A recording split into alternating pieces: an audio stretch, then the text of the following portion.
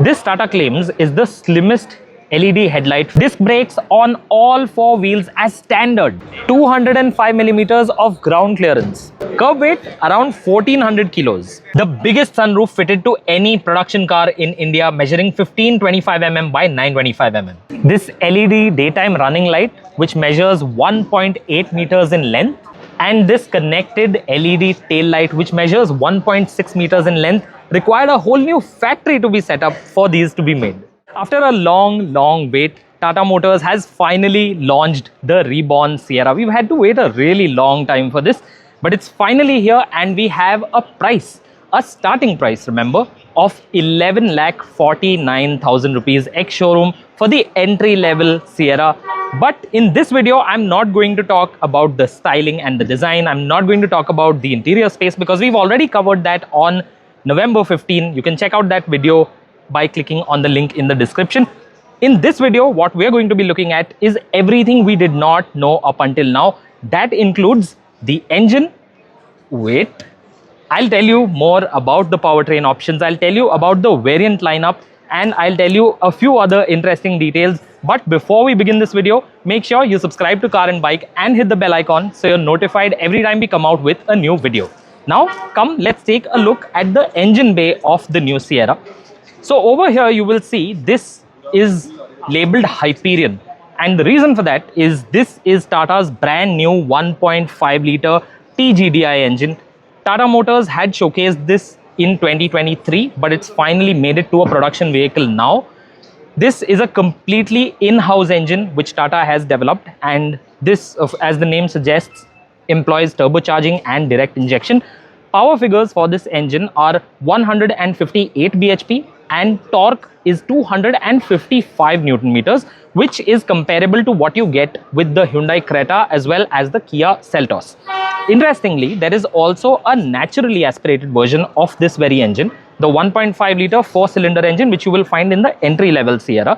That one has a peak output of 104 bhp and 145 Newton meters of torque, which is on par with what you get with the Hyundai Creta in terms of torque, but power output is down, and this is actually even less powerful than the Tata Nexon, which employs the 1.2 litre turbocharged petrol engine. And as for the diesel, this employs a 1.5 litre 4-cylinder Kryojet diesel engine. It sounds similar to the one in the Nexon, but Tata insists it is a different unit. Peak power output is similar to the Nexon at around 116 bhp, but peak torque is higher. So with the manual variant, it has a peak torque of 260 Newton meters, and the automatic variant has 280 Newton meters. Tata Motors claims that this diesel engine is the only BS6 Phase 2 diesel to employ lean NOx trap along with passive SCR. Now to talk about the transmission options. Transmissions for the petrol engine, the naturally aspirated petrol engine, include a 6-speed manual as well as a 7-speed dual clutch automatic. The diesel, on the other hand, has a 6-speed manual and a 6-speed torque converter automatic, while the TGDI, the Hyperion that you see here, is available only with the 6-speed torque converter automatic. Speaking of alternate powertrains, Tata tells us that while at the moment there are no options for all-wheel drive, it is something that the company is working on because it is possible on this new architecture.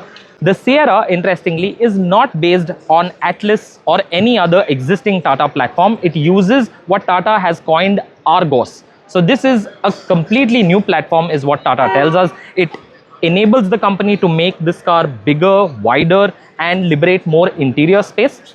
And this is also ready for alternate powertrains. So Tata insists that this vehicle can also in the future be offered with a CNG powertrain as well as a hybrid powertrain. And all-wheel drive, Tata in today's presentation did confirm that all-wheel drive is in the works. So it will happen at some point, but 4x4 will probably not happen. Tata will mainly go with a full-time all-wheel drive system on the Sierra.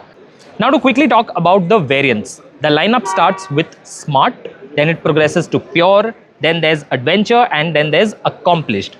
Each of these variants is available in a Plus trim as well, which of course adds many more features. The appreciable fact here is that Tata is offering quite a lot of features as standard on the new Sierra, including disc brakes on all four wheels. This, I believe, should be applauded because I feel disc brakes on all four wheels should be a standard feature and should not be treated as a luxury. I'll try and include a shot of variant-wise features in this video for you, so you can pause the video and take a look at which features are available with each variant of this SUV. Now let's quickly jump inside because there is quite a lot to cover over there. So today we finally have access to all the screens present in the new Sierra. There are 3 of them on the top spec variant. Of course, the big attraction is on the passenger side, but let me start with the driver's display. This measures 10.25 inches in size. It's similar to what we've seen on other Tata SUVs, and everything looks quite neatly laid out over here. Lots of information. The central touchscreen infotainment system measures 12.3 inches, and it's the same size for the passenger screen as well. And this feels quite nice and slick to use. It's rather smooth. And on the passenger side, you can access a variety of entertainment functions. Right now I have YouTube open here, so you can see I'll play this video and the front passenger will be able to entertain themselves on long journeys. There is a small issue with this that I've noticed. The screen is perfectly viewable from the driver's seat, and that means if something interesting is playing there, I am likely to watch it as well. I may get a little distracted. I was hoping Tata would have found a way to ensure the driver isn't distracted by the screen, but because the screen is quite big, it is inevitable that you will look at some point, and I hope you don't do that while driving this car. And the Sierra has a JBL Black audio system, around 12 speakers, and there is this massive soundbar here as well. I want to give you a little demo of what the sound is like.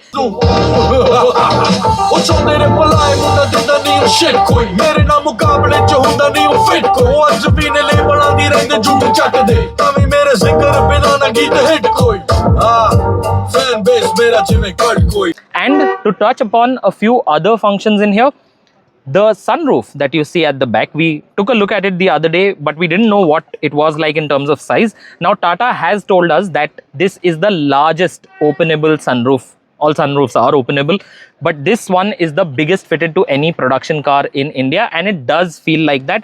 Tata says that the goal was to recreate the airy feeling that you had inside the OG Sierra, and that is important because otherwise in the second row you do have to contend with that widened B-pillar, which does make the rear window seem a little small. And I want to talk about the blind spot monitor. When you hit the turn indicator inside the new Sierra, the display will pop up not on the driver's display but on the central touchscreen. So if I want to turn right, it will activate the right rear view camera, and if I want to turn left, it will enable the left rear view camera. This is of course a little more convenient because you have a bigger view, but what do you think of it? Let me know in the comments. Today we also have the boot space figure. Tata says that the Sierra has a 622-litre boot, but what's important for you to know is that this is the measurement up to the roof. So the measurement for the parcel shelf will be different. It will be a lower figure. Though that said, this particular car is accessorized. So you see this parcel tray here. It has a nifty little organizer beneath it. So this space can accommodate a small laptop bag, a few soft drink cans, other odds and ends. It can also accommodate shoes. You're going to have to wait a little longer to be able to book your own Sierra because bookings will only open on December 16. And to take delivery, you will have to wait for another month because deliveries of the new Sierra will only begin on January 15, 2026. So there you have it. That is all you need to know about the new Tata Sierra. Of course, we will be driving it really soon and getting you a full drive review. But for now, let me know, what do you think of the engine options that are present on the Sierra? Do you think Tata should have launched the Sierra with an all-wheel drive option? Are you happy with the 1.5 naturally aspirated engine's numbers? What do you think of the features, the triple screen setup? Would you prefer a simpler dual screen setup instead? Let me know your thoughts in the comments section. If you have any feedback for Tata Motors regarding the Sierra or any feedback for us, then remember to leave that in the comments as well. Thank you so much for watching, and if you know somebody who'd be interested in the new Sierra, then remember to share this video with them.